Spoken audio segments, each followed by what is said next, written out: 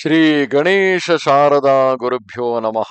ರಾಮಾಯ ರಾಮಭದ್ರಾಯ ರಾಮಚಂದ್ರಾಯ ವೇಧಸೆ ರಘುನಾಥಾಯ ನಾಥಾಯ ಸೀತಾಯ ಪತೆಯೇ ನಮಃ.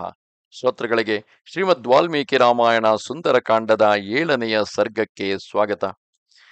ಹನುಮಂತನು ಲಂಕೆಯಲ್ಲಿ ಬಂದವನಾಗಿ ಸೀತೆಯನ್ನು ಹುಡುಕುತ್ತಾ ಎಲ್ಲ ರಾಕ್ಷಸರ ಮನೆಗಳಿಗೂ ಅಲೆದು ಕೊನೆಗೆ ರಾವಣನ ಅಂತಃಪುರದಲ್ಲಿಯೂ ಹುಡುಕುತ್ತಿರುವನು. ಅಲ್ಲಿಯೇ ಆತನಿಗೆ ರಾವಣನು ಕುಬೇರನಿಂದ ಅಪಹರಿಸಿ ತಂದಿದ್ದಂತಹ ಪುಷ್ಪಕ ವಿಮಾನವು ಹಾಗೂ ರಾವಣನ ಪುಷ್ಪಕವೆಂಬ ಆ ಅರಮನೆಯ ದರ್ಶನವೂ ಆಗುತ್ತದೆ. ಸವೇಶ್ಮಜಾಲಂ ಬಲವಾನ್ ದದರ್ಶ ವ್ಯಾಸಕ್ತ ವೈಡೂರ್ಯ ಸುವರ್ಣಜಾಲಂ ಯಥಾ ಮಹತ್ತಾ ವೃಷಿಮೇಘಜಾಲಂ ವಿದ್ಯುತ್ವಿನದ್ಧಂ ಸವಿಹಂಗಜಾಲಂ. ಬಲಿಷ್ಠನಾದ ಹನುಮಂತನು ಆ ಮಹಾಂತಃಪುರದ ಸಮುಚ್ಚಯದಲ್ಲಿ ಸುಂದರವಾದ ಮನೆಗಳ ಸಮೂಹಗಳನ್ನು ನೋಡಿದನು. ಎಲ್ಲ ಮನೆಗಳು ಮಿಂಚಿನಿಂದ ಕೂಡಿದ ಮೇಘಗಳ ಸಾಲಿನಂತೆ ಇದ್ದವು. ವೈಡೂರ್ಯ ಮಣಿಗಳಿಂದ ನಿಬದ್ಧವಾದ ಚಿನ್ನದ ಬಲೆಗಳಿಂದ ಕೂಡಿದ್ದವು. ಪಕ್ಷಿಗಳ ಸಮೂಹಗಳಿಂದ ಶೋಭಾಯಮಾನವಾಗಿದ್ದವು. ನಿವೇಶನಾನಾಂ ವಿವಿಧಾಸ್ತ್ರಶಾಲಾ ಪ್ರಧಾನ ಶಂಕಾಯುಧ ಚಾಪಶಾಲಾ ಮನೋಹರಶ್ಚಾಪಿ ಪುನರ್ವಿಶಾಲಾ ದದರ್ಶ ವೇಶ್ಮಾದ್ರಿಷು ಚಂದ್ರಶಾಲಾ.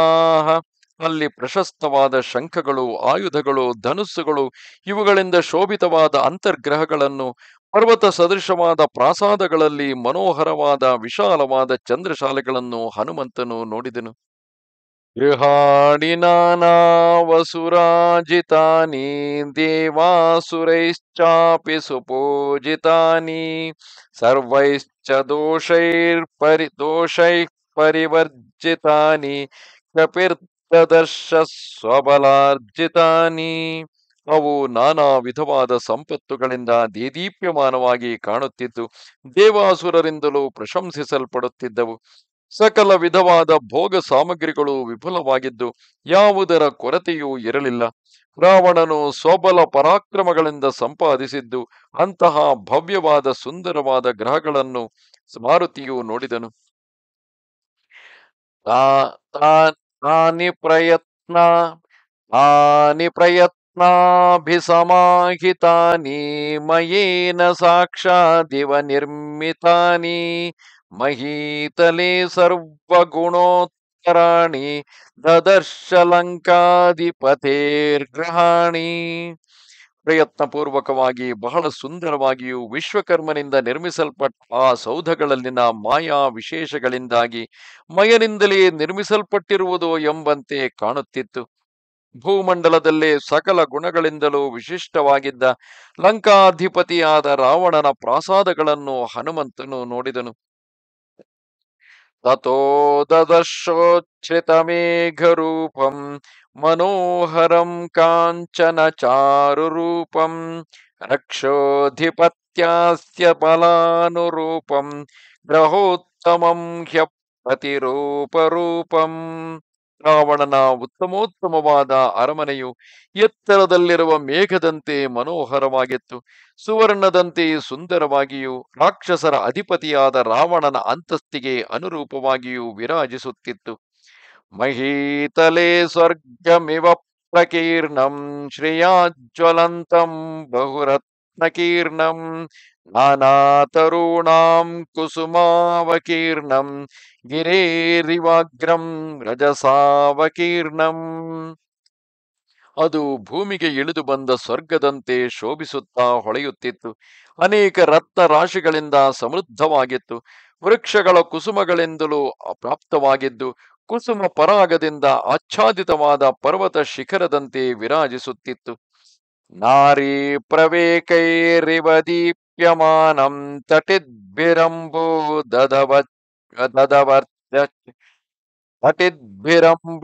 ದವದರ್ಚ್ಯಮಾನಂ ಹಂಸಪ್ರವೇಕೈರಿವ ವಾಕ್ಯಮಾನಂ ಶ್ರಿಯಾಯುತಂ ಹೇ ಸುಕೃತಂ ವಿಮಾನಂ. ಅನಂತರ ಹನುಮಂತನು ಅತ್ಯಂತ ಶೋಭೆಯಿಂದ ಮೆರೆಯುವ ಪುಷ್ಪಕ ವಿಮಾನವನ್ನು ನೋಡಿದನು. ಅದು ವಿದ್ಯುನ್ಮಾಲೆಗಳಿಂದ ಶೋಭಿತವಾದ ಮೇಘದಂತೆ ಶ್ರೇಷ್ಠರಾದ ನಾರಿಮಣಿಯರಿಂದ ಬೆಳಗುತ್ತಿತ್ತು. ಶ್ರೇಷ್ಠವಾದ ಹಂಸಗಳಿಂದ ಆಕಾಶದಲ್ಲಿ ಒಯ್ಯಲ್ಪಡುತ್ತಿರುವಂತೆ ಕಾಣುತ್ತಿತ್ತು. ಬ್ರಹ್ಮಾದಿ ಪುಣ್ಯ ಪುರುಷರ ವಿಮಾನದಂತೆ ಶೋಭಿಸುತ್ತಿತ್ತು. ಯಥಾ ನಗಾಗ್ರಂ ಯಥಾ ನಗಾಗ್ರಂ ಬಹುಧಾತು ಚಿತ್ರಂ ಯಥಾ ನಭಶ್ಚಗ್ರಹ ಚಂದ್ರ ಚಿತ್ರಂ ದದರ್ಶಯುಕ್ತಿರ್ಕೃತಮೇಘ ಚಿತ್ರಂ ವಿಮಾನರತ್ನಂ ಬಹುರತ್ನ ಚಿತ್ರಂ. ಆ ಪುಷ್ಪಕ ವಿಮಾನವು ಅನೇಕ ವಿಧವಾದ ಗೈರಿಕಾದಿ ಧಾತುಗಳಿಂದ ಚಿತ್ರಿತವಾದ ಪರ್ವತದಂತೆ ಕಾಣುತ್ತಿತ್ತು. ಗ್ರಹಗಳಿಂದಲೂ ಚಂದ್ರನಿಂದಲೂ ಚಿತ್ರಿತವಾದ ಆಕಾಶದಂತೆ ರಾರಾಜಿಸುತ್ತಿತ್ತು. ಒಟ್ಟುಗೂಡಿದ ಮೇಘಗಳ ಸಮೂಹದಂತೆ ಕಾಣುತ್ತಿದ್ದ ಆ ವಿಮಾನ ರತ್ನವು ಅಪಾರವಾದ ರತ್ನಗಳಿಂದ ಚಿತ್ರಿತವಾಗಿತ್ತು.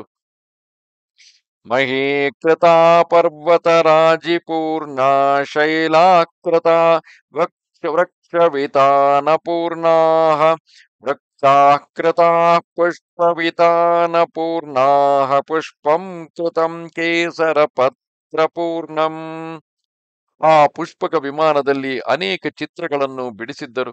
ಅದರಲ್ಲಿ ಚಿತ್ರಿತವಾದ ಶಿಲ್ಪದಲ್ಲಿ ಪರ್ವತದ ಸಾಲುಗಳಿಂದ ಯುಕ್ತವಾದ ಭೂಮಿ ಇತ್ತು.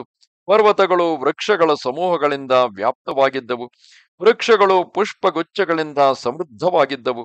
ಆ ಪುಷ್ಪಗಳು ಕೇಸರಗಳಿಂದಲೂ ದಳಗಳಿಂದಲೂ ಕೂಡಿ ಬಹುಸುಂದರವಾಗಿ ಗೋಚರಿಸುತ್ತಿದ್ದವು. ಕೃತಾನಿ ವೇಶ್ಮಾನಿ ಚ ಪಾಂಢರಾಣಿ ತಥಾ ಸುಪುಷ್ಪಾಣ್ಯಪಿ ಪುಷ್ಕರಾಣಿ ಪುನಶ್ಚ ಪದ್ಮಾನಿ ಸಕೇಸರಾಣಿ ಧನ್ಯಾನಿ ಚಿತ್ರಾಣಿ ತಥಾ ವನಾನಿ. ಆ ಪುಷ್ಪಕ ವಿಮಾನದ ಚಿತ್ರಗಳಲ್ಲಿ ಶ್ವೇತವರ್ಣದ ಭವನಗಳಿದ್ದವು. ಕೇಸರಗಳಿಂದ ಕೂಡಿದ ಸರೋವರಗಳು ರಂಗು ರಂಗಾದ ಹೂವುಗಳಿಂದ ಶೋಭಿಸುತ್ತಿದ್ದವು.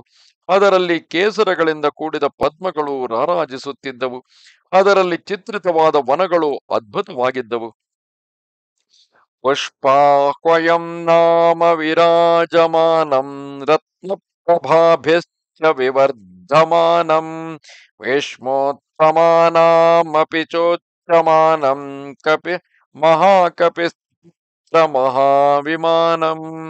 ಅದು ತನ್ನಲ್ಲಿದ್ದ ರತ್ನಗಳ ಪ್ರಭೆಯನ್ನು ದಶ ದಿಕ್ಕುಗಳಿಗೂ ಪಸರಿಸುತ್ತಾ ಆಕಾಶದಲ್ಲಿ ಹಾರಾಡುತ್ತಿದೆಯೋ ಎಂಬಂತಿತ್ತು.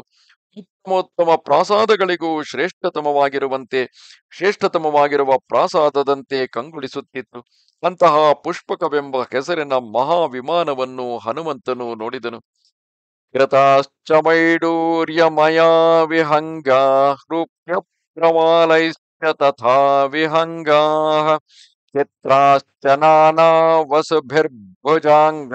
ಭುಜಂಗಾ ಜಾತ್ಯಾನುರೂಪಾಸ್ತರುಗಾ ಶುಭಾಂಗಾಃ. ಆ ವಿಮಾನದಲ್ಲಿ ವೈಡೂರ್ಯಮಯವಾದ ಪಕ್ಷಿಗಳು, ಬೆಳ್ಳಿಗಳಿಂದಲೂ ಹಾಗೂ ಹವಳಗಳಿಂದಲೂ ಮಾಡಿದ ಪಕ್ಷಿಗಳು ಇದ್ದವು. ನಾನಾ ವಿಧವಾದ ಮುತ್ತು ರತ್ನಗಳಿಂದ ಚಿತ್ರಿತವಾದ ಹಾವುಗಳಿದ್ದವು. ಜಾತಿಗೆ ಅನುರೂಪವಾದ ಶುಭಲಕ್ಷಣಗಳಿಂದ ಕೂಡಿದ ಕುದುರೆಗಳಿದ್ದವು. ಪ್ರವಾಲ ಜಾಂಬೂ ನದ ಪುಷ್ಪ ಪಕ್ಷಾಃ ಸಲೀಲಮಾವರ್ಜಿತ ಜಿಹ್ಮ ಪಕ್ಷಾಃ ರಾಮಸ್ಯ ಸಾಕ್ಷಾದಿವ ಭಾಂತಿ ಪಕ್ಷಾಃ ಕೃತಾ ವಿಹಂಗಾ ಸುಮುಖಾ ಸುಪಕ್ಷಾಃ. ಆ ವಿಮಾನದಲ್ಲಿ ಹವಳ ಹಾಗೂ ಸುವರ್ಣ ಪುಷ್ಪಗಳೇ ರೆಕ್ಕೆಗಳ ರೂಪದಲ್ಲಿದ್ದ ಪಕ್ಷಿಗಳು ಇದ್ದವು. ಅವುಗಳು ವಕ್ರವಾಗಿದ್ದ ರೆಕ್ಕೆಗಳನ್ನು ಲೀಲಾಜಾಲವಾಗಿ ಒಳಕ್ಕೆ ಎಳೆದುಕೊಳ್ಳುತ್ತಿದ್ದವು. ರಾಮದೇವನಿಗೆ ಒತ್ತಾಸೆ ನೀಡುವ ವಸ್ತುಗಳು ಎಂಬಂತೆ ಆ ಹಕ್ಕಿಗಳು ಪ್ರಕಾಶಿಸುತ್ತಿದ್ದವು. ಅಂತಹ ಸುಂದರವಾದ ಅನುಪಮವಾದ ರೆಕ್ಕೆಗಳಿಂದಲೂ ಸುಂದರವಾದ ಮುಖಗಳಿಂದಲೂ ಕೂಡಿದ ಪಕ್ಷಿಗಳು ಅಲ್ಲಿ ಚಿತ್ರಿತವಾಗಿದ್ದವು. ನಿಯುಜ್ಯಮಾನಾಸ್ತು ಗಜಾಸ್ಸು ಹಸ್ತಾಃ ಸಕೇಸರಾಶ್ಚೋತ್ಪಲಪತ್ರಹಸ್ತಾಃ ಬಭೂವ ದೇವೀ ಚ ಕೃತಾ ಸುಹಸ್ತಾ ಲಕ್ಷ್ಮೀಸ್ತಥಾ ಪದ್ಮಿನಿ ಪದ್ಮಹಸ್ತಾ. ಆ ಭವನದಲ್ಲಿ ಲಕ್ಷ್ಮೀದೇವಿಯು ತನ್ನ ಮನೋಹರ ಹಸ್ತಗಳಲ್ಲಿ ಪದ್ಮಗಳನ್ನು ಧರಿಸಿ ಪದ್ಮ ಸರೋವರದಲ್ಲಿ ವಿರಾಜಿಸುತ್ತಿರುವಂತೆ ಚಿತ್ರಿತವಾಗಿತ್ತು. ಅವಳ ಇಕ್ಕೆಡೆಗಳಲ್ಲಿ ಸುಂದರವಾದ ಸೊಂಡಿಲುಗಳುಳ್ಳ ಆನೆಗಳನ್ನು ಚಿತ್ರಿಸಿದ್ದರು. ಅವುಗಳ ಸೊಂಡಿಲುಗಳಲ್ಲಿ ತಾವರೆ ಹೂವುಗಳನ್ನು ಎಲೆಗಳನ್ನು ಹಿಡಿದುಕೊಂಡು ದೇವಿಗೆ ಆತ್ಮಾರ್ಪಣ ಬುದ್ಧಿಯಿಂದ ಅಭಿಷೇಕ ಮಾಡುತ್ತಿರುವಂತೆ ಇತ್ತು. ಇತೀವ ತದ್ಗೃಹಮಭಿಗಮ್ಯ ಶೋಭನಂ ಸವಿಸ್ಮಯೋ ನಗಮಿವ ಚಾರು ಶೋಭನಂ ಪುನಶ್ಚ ತತ್ಪರಮಸುಗಂಧಿವ ಸುಂದರಂ ಸಿಮಾತ್ಯಯೇನ ಗಮಿವ ಚಾರು ಕಂದರಂ. ಪರ್ವತದಂತೆ ಉನ್ನತವಾದ ಆಹ್ಲಾದಕರವಾಗಿ ಶೋಭಿಸುತ್ತಿರುವ ಗ್ರಹವನ್ನು ಅಂದರೆ ಪುಷ್ಪಕವನ್ನು ನೋಡಿ ಹನುಮಂತನು ಆಶ್ಚರ್ಯಚಕಿತನಾದನು. ಸುಂದರವಾದ ಪೊಟರೆಯಿಂದ ಕೂಡಿದ ಸುಗಂಧಯುಕ್ತವಾದ ವೃಕ್ಷಗಳಂತೆಯೂ ವಸಂತ ಕಾಲದಲ್ಲಿ ಸುಂದರವಾದ ಗುಹೆಯಿಂದ ಕೂಡಿದ ಪರ್ವತದಂತೆಯೂ ಶೋಭಾಯಮಾನವಾದ ಆ ಭವನವನ್ನು ಅವನು ಮಗದೊಮ್ಮೆ ಪ್ರವೇಶಿಸಿದನು.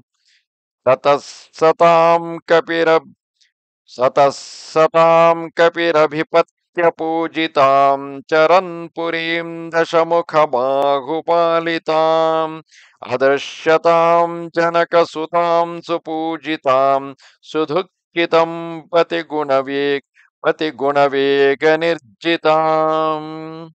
ಹೀಗೆ ಹನುಮಂತನು ರಾವಣೇಶ್ವರನಿಂದ ಪರಿಪಾಲಿಸಲ್ಪಡುತ್ತಿದ್ದ ಹಾಗೂ ಸಕಲರಿಂದಲೂ ಪೂಜಿಸಲ್ಪಡುತ್ತಿದ್ದ ಲಂಕಾ ಪಟ್ಟಣದ ಎಲ್ಲ ಕಡೆಗಳಲ್ಲಿಯೂ ಸಂಚರಿಸಿ ಸೀತಾದೇವಿಯನ್ನು ಹುಡುಕಿದನು. ಆದರೂ ಪರಮ ಪೂಜ್ಯಳು ಶ್ರೀರಾಮನ ಸದ್ಗುಣ ಪ್ರಭಾವಗಳಿಂದ ಜಯಿಸಲ್ಪಟ್ಟ. ಅಷ್ಟೇ ಅಲ್ಲ, ಶ್ರೀರಾಮನು ಶಿವಧನುಸ್ಸಿನ ಗುಣವನ್ನು ಅಂದರೆ ನಾರಾಜವನ್ನು ಬಲವಾಗಿ ಸೆಳೆದು ಧನುರ್ಭಂಗ ಮಾಡಿ ಜಯಿಸಲ್ಪಟ್ಟವಳಾದಂತಹ ಆ ಜಾನಕಿಯನ್ನು ಎಲ್ಲಿಯೂ ಕಾಣದೆ ಅವನು ವಿಚಾರಗ್ರಸ್ತನಾದನು. ತದಾ ಬಹುವಿಧ ಭಾವಿತಾತ್ಮನಃ ಕೃತಾತ್ಮನೋ ಜನಕ ಸುತಾಂ ಸುವರ್ತ್ಮನಃ ಅಪಶ್ಯತೋ ಭವದತಿ ದುಃಖಿತಂ ಮನಃ ಸುಚಕ್ಷುಷಃ ಪ್ರವಿಚರತೋ ಮಹಾತ್ಮನಃ.